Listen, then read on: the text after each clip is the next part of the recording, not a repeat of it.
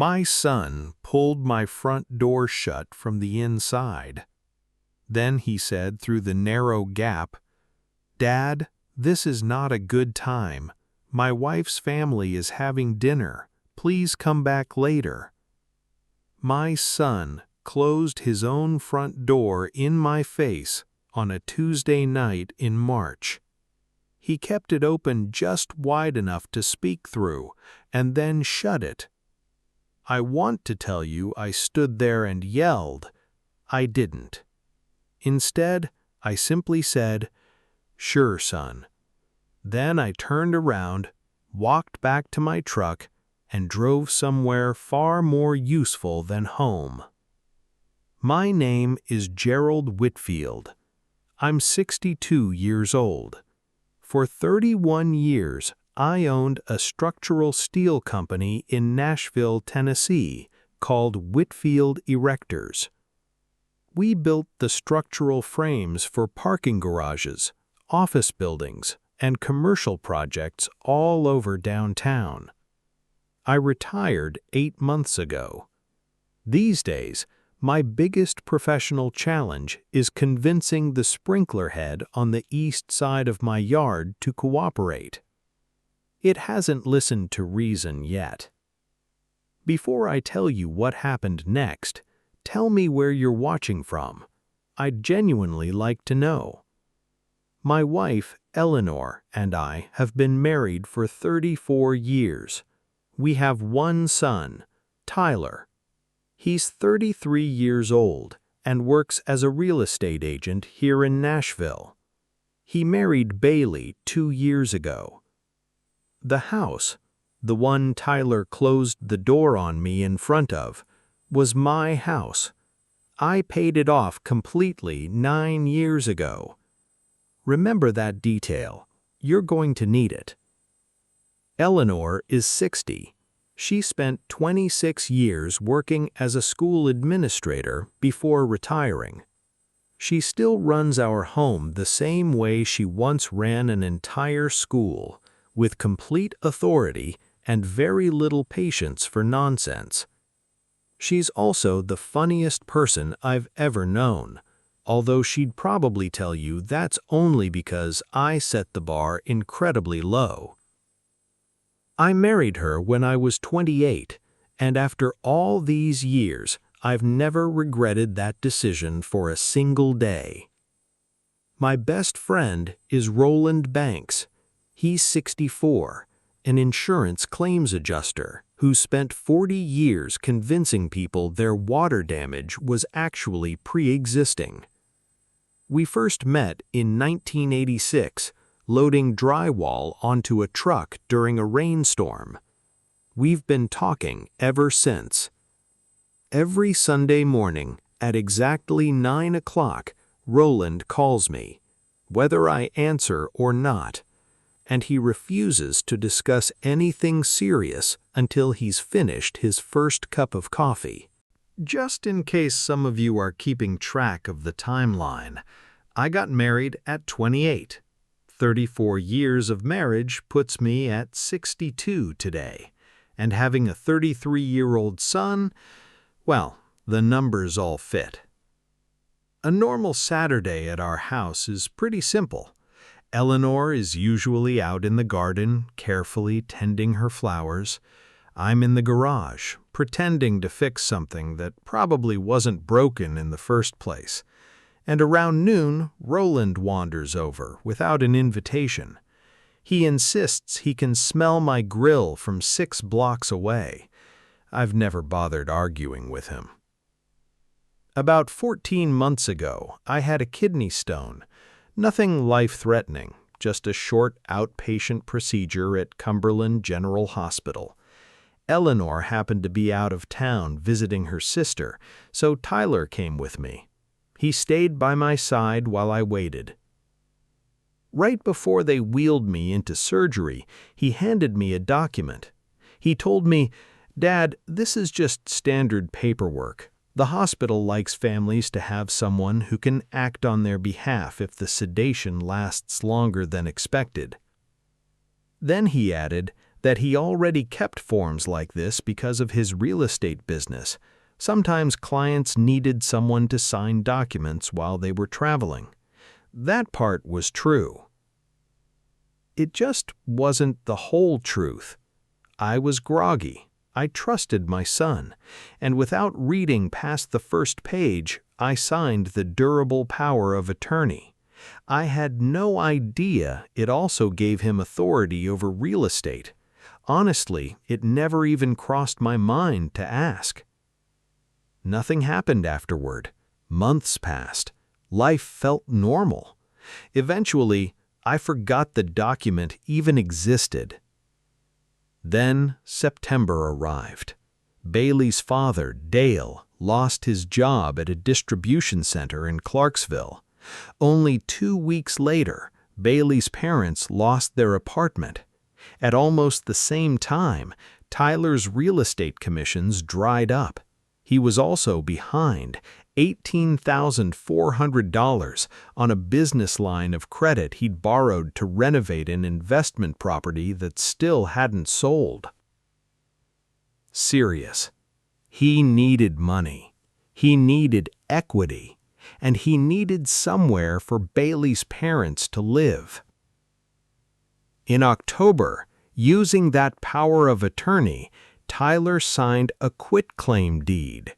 He transferred the Cheswick Drive house into something called the Whitfield Family Trust. He listed himself as the trustee. Then he moved Dale and Bailey's mother into the spare bedroom. At that point, I knew none of it, not a single thing. What I did notice starting in November was much smaller.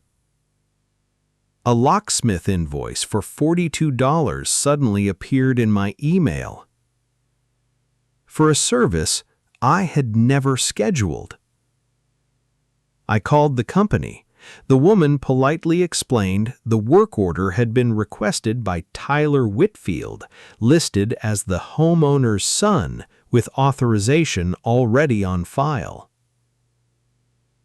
In January, my property tax notice never arrived. When I contacted the county, I discovered the mailing address for the Cheswick Drive property had been changed back in October. I hadn't changed it. Someone else had. Then February came. Tyler started saying things like, "Dad, let me handle the paperwork. Don't worry about it." No matter what we were talking about, the gutters, the house, or even routine maintenance, he always wanted to be the one handling the documents. Reflective. At first, I convinced myself he was only trying to help. After all, I had just retired. Maybe he thought he was making life easier for me. Soft chuckle. Eleanor didn't buy it for a second. She looked at me and said, "Gerald, that boy has never volunteered to handle paperwork once in his entire life, and you know it." A meaningful pause. She was right. I just wasn't ready to admit it yet. Then came the second Tuesday of March, the day everything changed. I drove over to Tyler's house to return a socket set I'd borrowed. I also wanted to pick up a ladder that had been sitting in his garage since January. Nothing unusual, just an ordinary visit. Or at least, that's what I thought. I walked up to my own front door, the same front door I'd walked through for 9 years. Tyler opened it only wide enough for his shoulder to block the entrance. Behind him, I could hear voices, laughter, the sound of people enjoying dinner. I immediately recognized Bailey's mother's laugh. Then Tyler looked at me and quietly said, "Dad, this isn't a good time. Bailey's family is having dinner. Can you come back later?" Long, painful pause. I looked past him, into my own dining room. I saw my own table, the one I'd bought 12 years earlier from a furniture outlet on Nolansville Pike.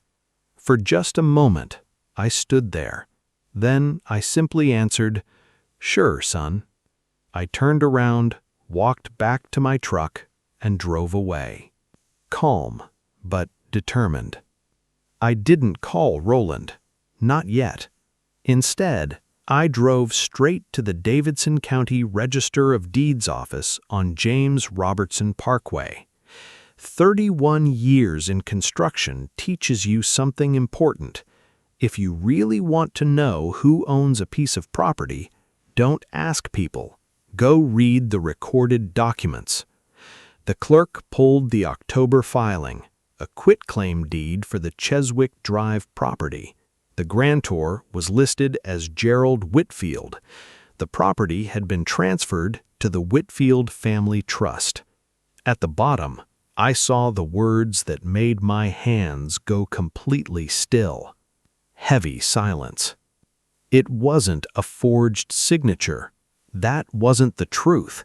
The truth was somehow even worse. I was looking at authority that I personally signed without understanding exactly how it could be used. I stood there at the counter, reading that same line again and again and again, while a line of impatient people quietly formed behind me. That night, at exactly 8:15, I called Roland. Earlier than our usual Sunday conversation, he answered on the second ring. "Gerald, it's Tuesday. Everything all right?" I told Roland everything. The deed, the power of attorney, the dinner, the front door that had been closed in my face. For a moment, Roland didn't say a word. Now, if you've known Roland as long as I have, you'd know that's unusual. Very unusual. Finally, he broke the silence. "Tell me you didn't sign your house away while you were on pain medication, Gerald." I sighed and answered, "That's close enough to what happened." He didn't waste another second. "All right. First thing tomorrow morning, you call Vivian Cross." He'd hired her 2 years earlier during a dispute over one of his rental properties. Then he added something I'll never forget. "She doesn't lose." And I mean that as both a compliment and a warning. Vivian Cross had her office on West End Avenue. She specialized in real estate disputes and fiduciary fraud. People described her the same way every time. Unhurried when she spoke. Absolutely merciless when she wrote. I met with her first thing Wednesday morning. She read the quitclaim deed once. Then she read the power of attorney. Then she quietly read both of them all over again. She looked up at me and said, "Mr. Whitfield, this document may very well have authorized your son to sign real estate paperwork. But," she said, "that's not actually the problem." She folded her hands together. Under Tennessee law, someone acting under a power of attorney must always act in the best interest of the person they represent. They must act honestly and in good faith. Your son used your authority to benefit himself and members of his own family without your knowledge. Firm, deliberate.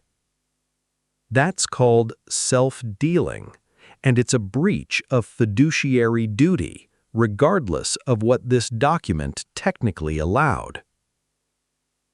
Steady, determined.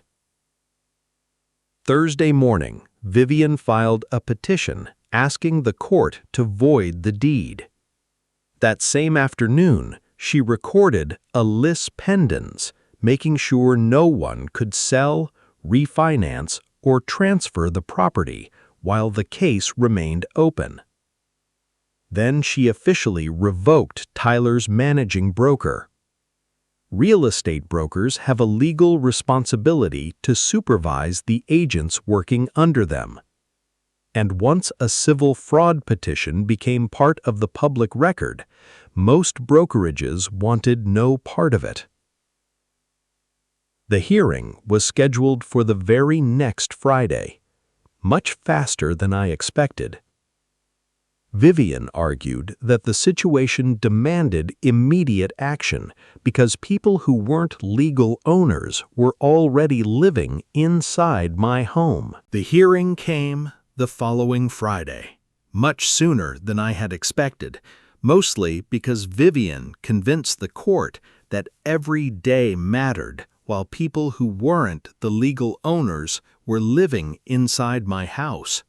The judge reviewed the documents, listened carefully, then made his decision right there in the courtroom. The quitclaim deed was void. The court found that it had been obtained through a breach of fiduciary duty. And just like that, full legal ownership of the house was restored to Eleanor and me. That same afternoon, official notices to vacate were delivered to every adult living in the house who wasn't an owner, which meant Bailey's parents. They didn't argue. They didn't fight. Dale looked at Tyler and simply said he'd rather find another place to live than spend his time sitting through court hearings. Within the week, they packed their things and moved in with a cousin in Laverne. 2 days after Vivian's letter reached Tyler's brokerage, his affiliation was terminated. That happened before the state investigation even began. Without a sponsoring broker, he could no longer legally work as a real estate agent until someone else was willing to take him on. And finding someone eager to do that with an active fraud petition attached to his name wasn't exactly easy. Vivian wasn't finished. She also filed a formal complaint with the Tennessee Real Estate Commission. As I'm telling you this today, that investigation is still ongoing. I honestly don't know whether it ends with a suspension or something less severe. Time will decide that. Reflectively, financially, Eleanor and I recovered the house. Nothing more. No money had actually changed hands, so Tyler's $18,400 business debt remained exactly where it belonged. His problem, not mine. In April, Bailey called Eleanor. She was crying. She admitted she had known about the deed for 3 months before I ever discovered it, and she hadn't said a single word. Eleanor listened quietly. She thanked Bailey for finally telling the truth. Then she said she needed time. Since then, they've exchanged only a few short text messages. Tyler hasn't called at all. Eleanor and I kept our home. The mail finally comes to the correct address again. For a couple of months, I'd wake up every morning at 2 o'clock, doing numbers in my head, thinking, replaying everything, wondering what I had missed. But eventually, that stopped. I'm all right now. One Sunday, late in June, Roland did something he'd never done in 40 years of friendship. He showed up without calling first. He climbed out of his truck, carrying a bag of barbecue and 2 folding chairs. We sat together right there in the driveway, eating from styrofoam containers, while Eleanor was standing in the doorway, pretending to be annoyed that we were getting barbecue sauce anywhere near her flower beds. Roland looked at me and smiled. "So, how's the house treating you?" I smiled back. For the first time in months, it came naturally. "It's mine, Roland. It's treating me just fine."